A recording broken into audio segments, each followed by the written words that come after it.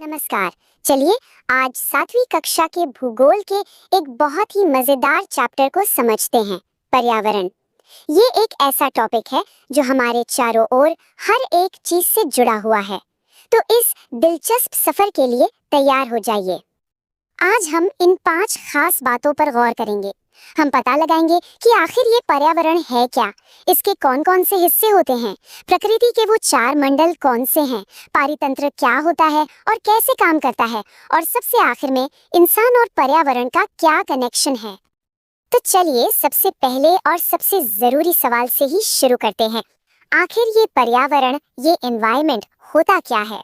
जरा एक पल के लिए सोचिए, हमारे आसपास क्या क्या है?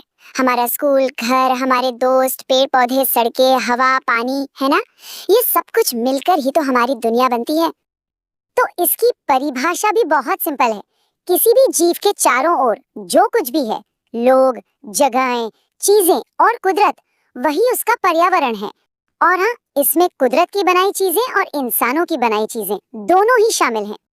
और एक मजेदार बात बताऊं, ये जो एनवायरनमेंट शब्द है, ये एक फ्रेंच शब्द एनवायरोनर से निकला है, जिसका मतलब होता है पड़ोस। तो असल में पर्यावरण हमारा आस पड़ोसी तो है। ठीक है, तो अब हम ये तो जान गए कि पर्यावरण क्या है। चलिए अब इसके मुख्य हिस्सों को समझते हैं। इसे हम 3 बड़े बड़े ग्रुप्स में बांट सकते हैं। ये 3 हिस्से हैं। पहला है प्राकृतिक, मतलब वो सब जो नेचर ने हमें दिया है, जैसे पानी, हवा, जमीन और सारे जीव जंतु। दूसरा है मानव निर्मित, यानी वो सब जो इंसानों ने बनाया है, इमारतें, पार्क, पुल, सड़कें। और तीसरा खुद इंसान भी तो पर्यावरण का एक बहुत जरूरी हिस्सा है, चाहे वो एक अकेला व्यक्ति हो, एक परिवार हो या फिर पूरा का पूरा समाज। अब देखिए, प्राकृतिक पर्यावरण में भी 2 तरह की चीजें होती हैं। एक है जीवीय, यानी सजीव दुनिया, जैसे पेड़ पौधे और जानवर जिनमें जान होती है। और दूसरी है अजीवीय, यानी निर्जीव चीजों की दुनिया, जैसे जमीन और पानी। ये दोनों जब साथ मिलते हैं तभी तो प्रकृति पूरी होती है। चलिए अब जरा और गहराई में चलते हैं और प्राकृतिक पर्यावरण के 4 बड़े बड़े मंडलों को जानते हैं। सबसे पहले है स्थल मंडल। ये हमारी धरती की सबसे ऊपरी ठोस वाली परत है, जो चट्टानों और मिट्टी से बनी है। यही वो जमीन है जो हमें जंगल, घास के मैदान और खेती करने के लिए जगह देती है। दूसरा है जल मंडल, यानी पानी की दुनिया। इसमें नदियाँ, झीलें, समंदर और महासागर सब आ जाते हैं। और हम सब तो जानते ही हैं, पानी के बिना तो जीवन मुमकिन ही नहीं है। तीसरा है वायुमंडल, हवा की वो पतली सी चादर जो हमारी पृथ्वी को चारों तरफ से लपेटे हुए है। और पता है सबसे कमाल की बात क्या है? पृथ्वी की ग्रेविटी ही इस हवा को पकड़ कर रखती है और हमें सूरज की खतरनाक किरणों से बचाती है। ये हमारा सुरक्षा कवच है। और चौथा है जैव मंडल। ये पृथ्वी का वो जादुई जोन है जहाँ जमीन, पानी और हवा, ये तीनों एक दूसरे से मिलते हैं। और जहाँ ये तीनों मिलते हैं वहीं तो जिंदगी पनपती है। अब हम एक और बहुत जरूरी शब्द पर आते हैं, वो है पारितंत्र या इकोसिस्टम। ये हमें बताता है कि पर्यावरण में चीजें आपस में काम कैसे करती हैं। पारितंत्र एक ऐसा सिस्टम है जहां सभी जीव एक दूसरे पर और अपने आसपास के माहौल पर डिपेंड करते हैं।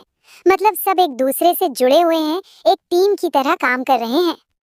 और ये समझना भी जरूरी है कि पारितंत्र बहुत बड़ा भी हो सकता है, जैसे कोई घना जंगल या रेगिस्तान, और बहुत छोटा भी, जैसे कोई छोटा सा तालाब। हर जगह का अपना एक अलग पारितंत्र होता है। और अब आते हैं कहानी के सबसे आखिर में और सबसे जरूरी हिस्से पर, हम यानी इंसान और पर्यावरण का रिश्ता। ये रिश्ता कैसे शुरू हुआ और अब तक कैसे बदला है? इससे पहले कि हम आगे बढ़ें, एक बहुत जरूरी तारीख याद कर लेते हैं। हर साल 5 जून को विश्व पर्यावरण दिवस मनाया जाता है। ये दिन हमें याद दिलाता है कि हमें अपने पर्यावरण का ख्याल रखना है। सोचिए, शुरुआत में जो आदि मानव थे वो प्रकृति के साथ मिलकर रहते थे। फिर धीरे धीरे उन्होंने खेती करना और जानवरों को पालना सीखा। उसके बाद पहिए का आविष्कार हुआ, जिससे व्यापार बढ़ा। और फिर आई औद्योगिक क्रांति, जिसके बाद बड़े बड़े कारखानों में सामान बनने लगा और पर्यावरण पर इसका गहरा असर पड़ना शुरू हो गया।